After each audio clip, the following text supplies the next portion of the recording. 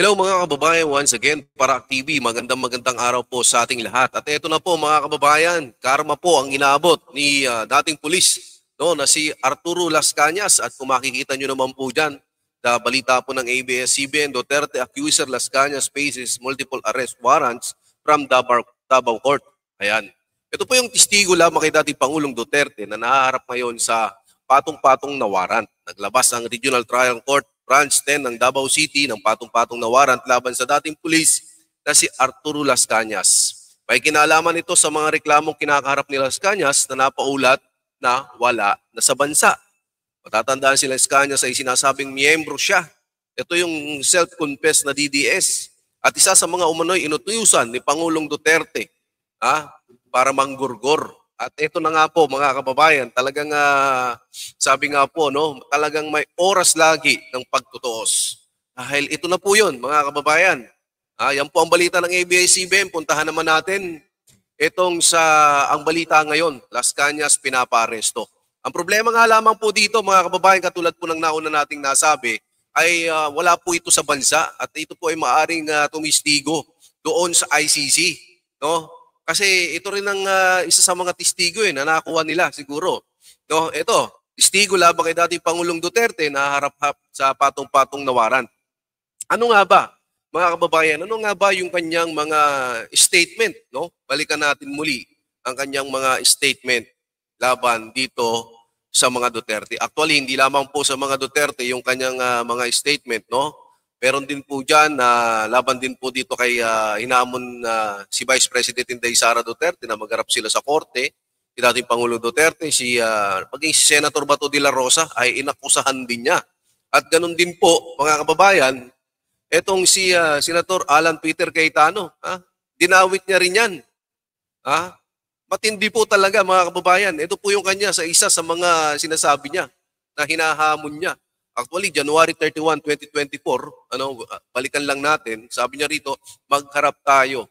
Patutunayan ko ang mga akusasyon ko sa inyong mag-ama na mga gangster at mga mafia kayo. Ngayon naman ganito, harapin niyo po yung inyong mga warrant dito sa Pilipinas ngayon. Umuwi kayo ng bansa para harapin ito. Ang isa dito sa nakakalungkot, paano kaya ito? Kung kukunin itong testigo doon sa ICC, paano ngayon siya titistigo na patong-patong na warrant yung kanyang kinakaharap? Di ba? Ito ay talagang demolition job para sa mga mag-amang Duterte, yung ginagawa nito. Kasi karamihan naman sa mga kababayan natin, hindi naniniwala dito. Hindi katulad nung sinasabi ni yung ML party list natin, ito si Atty. De Lima, sabi niya dito, listen to Arturo Las Cañas. Listen to his story about the Duterte. The goal of the Duterte family to poses as the savior of the nation when they are in fact the very scourge from which this nation needs savings. In the end, the evil dead can be hidden forever. Sabi lang dito ni maniwala daw, makinig daw kay Las Cañas. So ngayon mo sabihin yan, ma'am, na siya po ay naharap sa patong-patong na warrant of arrest. Ang masaklap nga po dyan, babalikan po natin, titingnan po natin yung video kung ilang mga pahina ba, ano yung kanyang mga salaysay doon sa ICC. Kasi mga kababayan, matindi talaga ito. Matindi talaga itong sa Las Cañas. No? Puntahan po natin, may nahanap po akong isang lumang video, no? Para at least maintindihan lang natin kung ano ba talaga ang yung mga pinagsasabi nito, o ano ba talaga yung mga pinagagawa nito. Tingnan natin itong video na ito, mga kababayan, para nang sa ganon ay balikan lang natin. Ang nilabas ngayon ng Rappler tungkol sa kaso ni Pangulong Rodrigo Duterte sa International Criminal Court. Mahalaga ito. Tapusin ang video. Ang dating ito pong video na ito, mga kababayan ko, ay video po ng Rappler. Matagal na po itong video na ito. Subalit, tingnan po natin para way back. Ma-refresh lang tayo. Alright, simulan po natin sa simula. Ayan. Scrolling. May malaking story ang nilabas ngayon ng Rappler tungkol sa kaso ni Pangulong Rodrigo Duterte sa International Criminal Court. Mahalaga ito. Tapusin ang video. Ang dating Davao Death Squad gunman na si Arturo Las Cañas lumantad laban kay Duterte at sa kanyang mga kasama. Down to the detail, inakusahan niya si Pangulong Duterte na ulo di umano ng Davao Death Squad. Sa bilang namin batay sa listahan ni Arturo Las Cañas, mahigit sa 100 pagpatay ang inutos ni Pangulong Duterte noong mayor siya ng Davao City. Ang tawag sa kanya ng DDS, Superman. Grabe, no? Superman pala ang tawag kay Tatay Digong. Anong mga DDS na yan? At hindi lang siyang akusadong may kinalaman dito. Akusado din si dating Police Chief at ngayon Senator Ronald Bato de la Rosa na may kinalaman daw noong siya'y Davao City Police Chief. Ang dating running mate naman ni Duterte at dating House Speaker na si Congressman Alan Peter Cayetano inakusahan na naging coach ng mga akusadong DDS members noong Senate hearing noong 2016. Hiningan namin ng komento si De La Rosa at saka si Cayetano. Si De La Rosa, umayaw. Si Cayetano, hindi pa sumasagot. Akusado rin ang Chinese businessman at dating economic advisor ni President Rodrigo Duterte, si Michael Yang. May kinalaman daw sa droga na mariin itong itinanggi.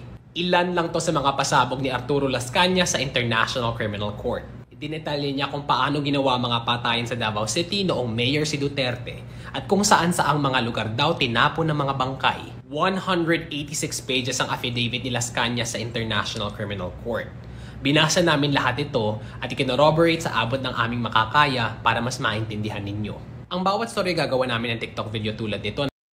Grabe ho mga kababayan, 186 pages yung mga pahayag dito ni Las Cañas. No, so ibig sabihin, isa talaga ito sa mga testigo doon sa ICC. Ulitin ko po mga kababayan, ito po ay lumang video. So ngayon, ang impact nito, ano kaya ang magiging impact nito sa kaso na kinakaharap, no, ng ating Pangulong Duterte dahil nasa ICC na nga po eh. At maghihiring na po 'yan. So malaki po ang maitutulong nito na maraming warrant dito si Arturo Las Cañas. No, paano ka naman papaniwalaan kung may mga kinakaharap ka dito sa Pilipinas? So, ikaw naman ang umuwi dito kasi balita nga talaga na wala siya dito sa bansa. Ulitin lang natin, sana itong ako talaga naghahangad ako na itong mga warrant na ito ay makatulong kasi kung siya titistigo, ulitin natin, anong klaseng testigo siya? Di ba? Obvious naman na talagang para wasakin lang yung mga Duterte kasi itingnan nyo, yung mga kaalyado, talagang sinama niya eh. Ulitin natin, Senator Peter Alan Cayetano, Senator Bato, kasama niya talaga dyan. At matindi, kasama nga dyan si Vice President Inday Sara Duterte. Nung last part, sinama niya na si Inday. Kasi siguro, hindi natin alam kung sino yung nanggutos sa kanya na isali mo na yung babae na yan kasi yan yung tatakbo sa 2028. Bilang presidente. So talagang galit sila sa mga Duterte. At itong karma na ito, sabi nga yung karma hindi natutulog. Kung nandun ka naman sa ibang bansa, so siguro pagka ganitong may mga warrant o pares, makipagtulungan din tayo sa Interpol. Para ito ay mapauwi rin ng bansa. Para hindi lang one-sided, no? O pwede po ba yon sa mga kinakaukulan natin? Warrant to pares to, makipagtulungan din tayo sa Interpol para nang sa galon, patas yung pagpapatupad ng batas natin. So, mga kababayan, ano po sa tingin nyo? Ano po ang masasabi nyo dito po sa warrant na ito?